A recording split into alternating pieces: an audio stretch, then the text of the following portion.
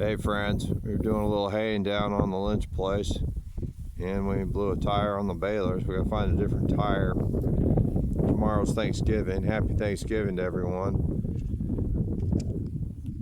I'm assuming it's a omen telling us we're not supposed to work tomorrow.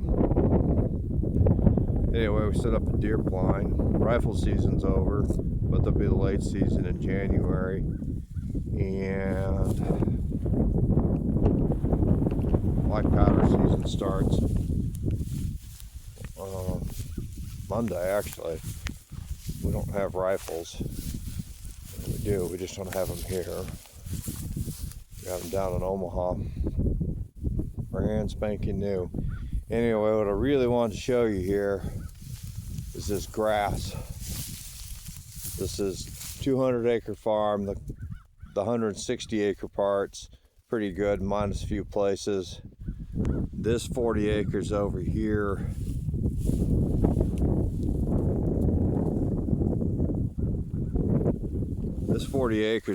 minus the creek is, I don't know what was done with it, but it was pretty much down to the subsoil, and the cattle graze it to death if it's set stock.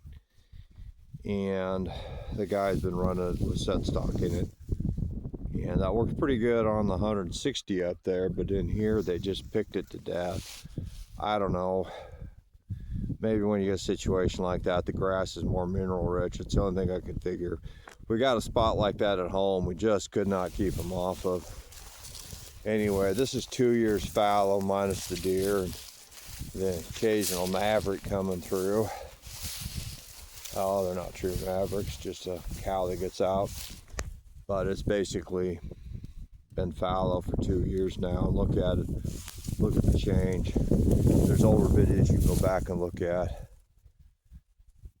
But it is just grown up, and it's like this everywhere. And there's a few areas that aren't quite as good, and there's a few areas of bare soil, but for the most part, it's just really healed up. And it's basically growing its own organic matter.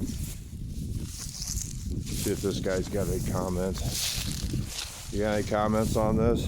Oh, not a whole lot. I was just down here looking through the grass down to the soil and checking the soil out, and it's still damp and a nice mulch layer, and there's some black right up on top from all the organic matter, and there's some worm castings I was checking too.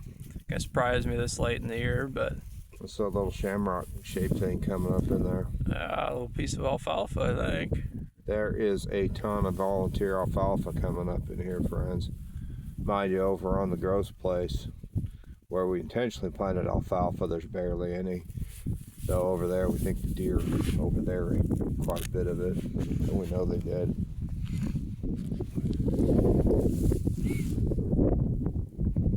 I don't think I have much to add right now. Yeah, friends, unfortunately, there's not really a lot to say. I mean, you could get a master's and PhD in the soil science here, of course, but in the short of it, recovery, and we've let this grass recover. We will graze some of this next year. We will probably actually graze almost all of it at some point or another. I like what my hair is doing back there. That stuff drives me crazy. My flop in front annoys me too. But there's a plum thicket there. There's plum thickets down there. Before, the cattle have been allowed to walk through them and just made a mess of them, which wasn't all bad, but they're really thick now. And we never did quite get down in here in time to get any plums, but hopefully next year. Our other plum thickets on the other places, they never had plums. So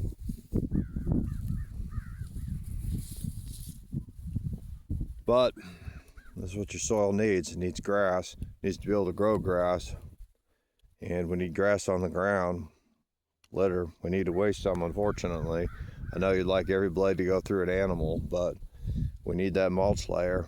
We need that mulch layer. That's where the earthworms are going to live and be the most active, and the microbes. And they're what's, the earthworms and some of the microbes, plus the birds, they're what's going to take that mineral in your soil, that rock, that sand, even clay.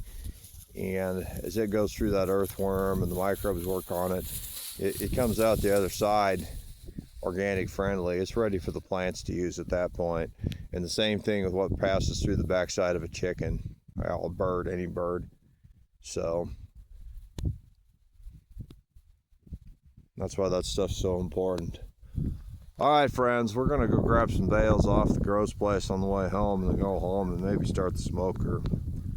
We've got a turkey we're gonna eat, and maybe tomorrow or this weekend, I don't know.